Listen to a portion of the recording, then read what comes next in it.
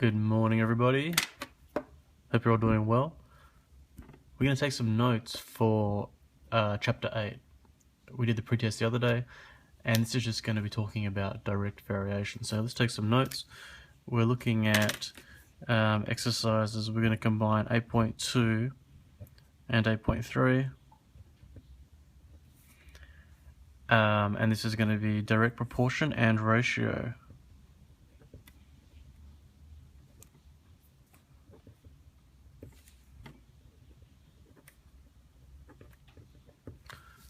Direct proportion and ratio, and we'll be able to calculate the constant, well, what's called the constant proportionality.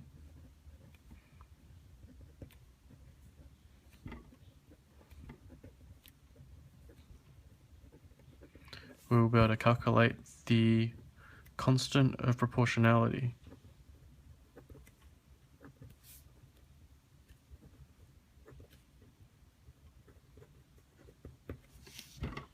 So that's our learning intention. And so to begin with, we're going to talk about what is direct variation.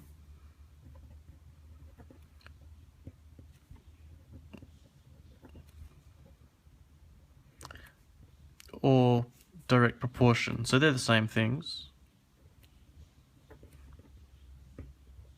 I think in the textbook they call it direct proportion. When I'm talking about it, you'll probably hear me talking about direct variation, but they're the same thing. And so what is it? It just says that if there's two variables in a relationship, and as one increases, the other also increases, that's the beginning of direct variation. So it's a relationship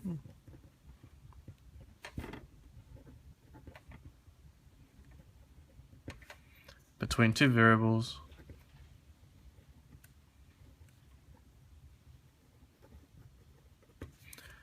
such that as one increases, the other increases.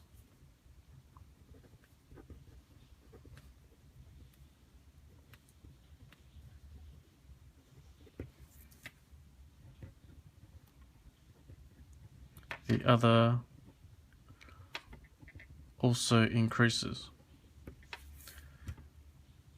Seems simple enough, but there's one catch, and the catch is that when we sketch these variables, that it must be a straight line that passes through the origin. If it is not a straight line that passes through the origin, it's not direct proportion or direct variation. So if the rule is graphed, it must be a straight line that passes through the origin.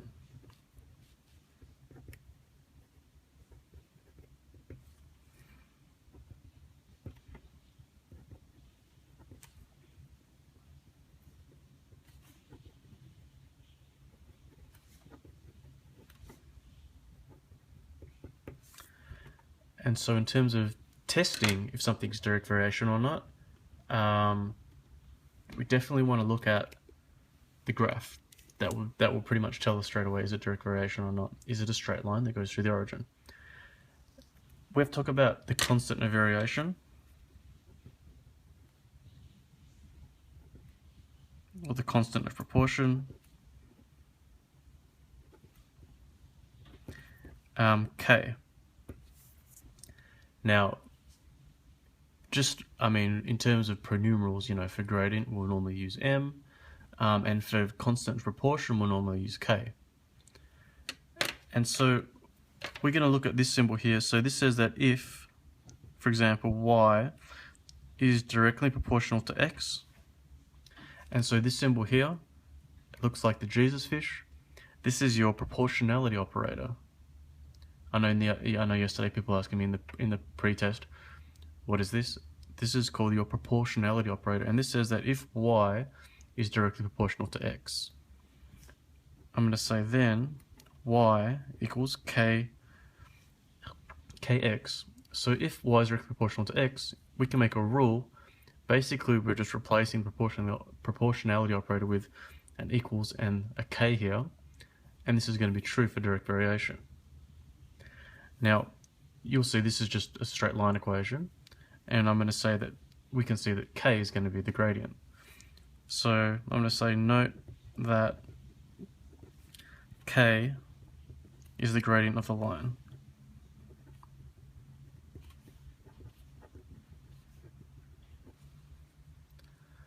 So let's look at one example.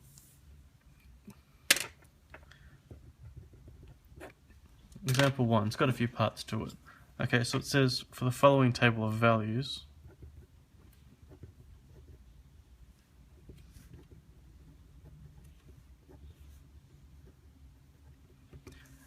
and here's our table. We're going to have t and w as our variables, and our table looks like this. T values will go from 0 to 3, and the corresponding w values are 0, 2, 4, and 6.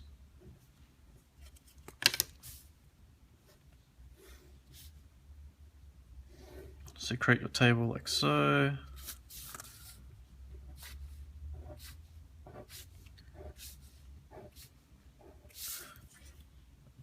So we've got 4 t values and 4 corresponding w values. So for this table of values, here are the questions. First question says, sketch the graph.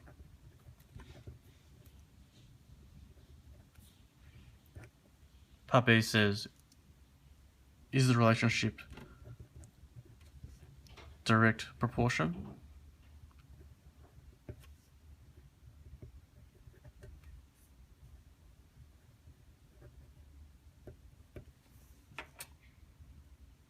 Part C says, find the constant of variation.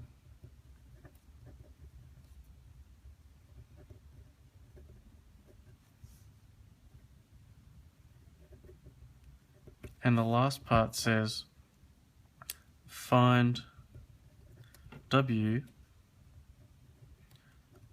when t equals 5. So one question with 4 parts. Let's look at sketching the graph first. So I'll do part A over here. Sketching the graph.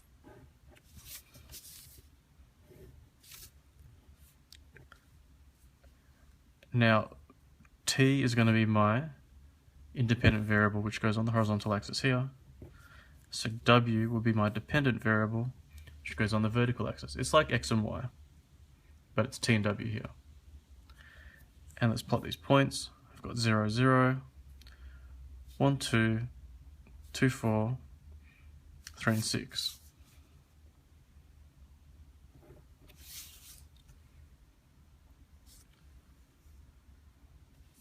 I might label this intercept here 0, 0, and this endpoint I might just label as well 3, 6. Is this direct proportion? Now, as t increases, w also increases. When we graph it, it is a straight line and it's passing through the origin. So we can say that yes,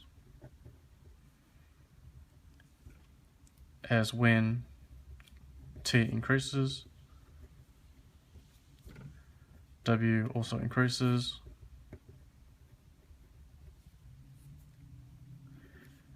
and the graph is a straight line passing through the origin.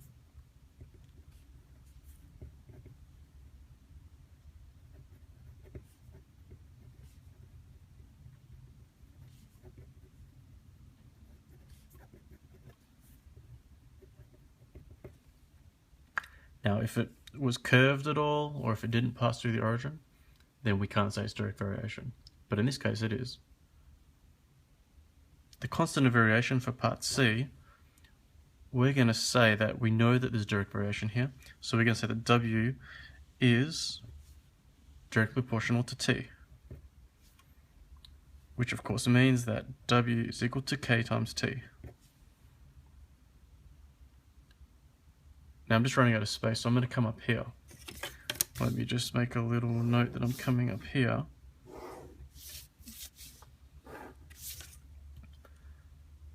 Now in terms of finding the K value, we're going to rearrange.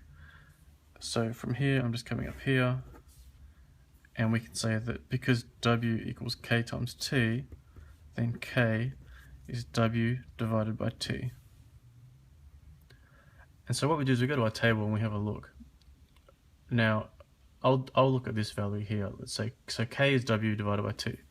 So 2 divided by 1, that's equal to 2. Now I've got to test and make sure that all values satisfy this rule. So I'll try the next points. I'll try 4 and 2. So 4 divided by 2, that's equal to 2. And in fact, if I look at the last one, 3 divided by 6, that's equal to 2. So therefore, k is 2. And our rule then, from down here, w equals kt, is now w is equal to 2t. Let's look at the last part. Find w when t equals 5. Well, we're just going to sub in t equals 5. So w is equal to k, which we found is 2 times 5, and that's going to be 10. And so in effect, that's direct variation or direct proportion. So what we're looking at is there a relationship that when one variable increases, the other also increases? And when we graph them, is it a straight line that passes through the origin? From there, we're going to write our proportionality statement and then find the constant of variation. For a table of values, we need to test at least a couple of the values to make sure that k is always the same. So please work on the questions for 8.2 and 8.3 in this double period. I've emailed the layout to each of you on your Suzanne Cory High School email using Compass. Now, I'll also give the questions to be done to the teacher, so if you're not able to access that, please talk to the teacher. If you do happen to finish, you may want to go ahead and look at 8.4 inverse variation, because there's an extension if you finish 8.4. Tomorrow in the single, we'll look at 8.4. So please make the most of this time, and I'll see you guys tomorrow.